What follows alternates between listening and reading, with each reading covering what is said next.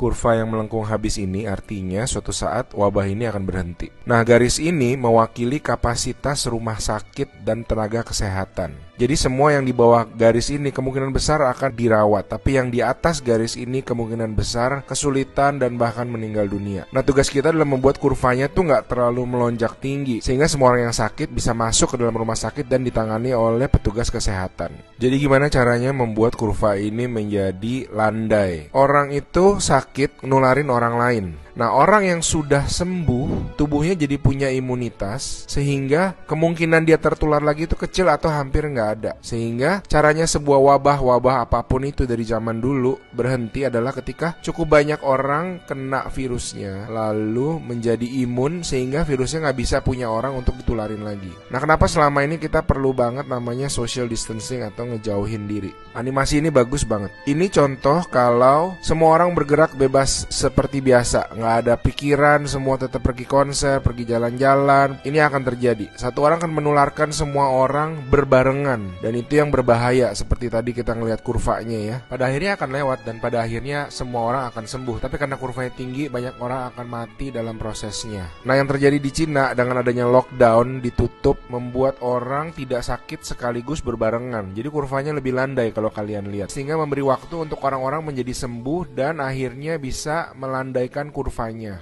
Nah, sekarang kita lihat kalau kita lakukan namanya social distancing, yaitu kalau nggak harus banget, nggak usah pergi keluar. Kalau nggak penting-penting banget, nggak usah ketemu temen, nggak usah ada social function, semuanya ditunda dulu. Kita lihat apa yang terjadi.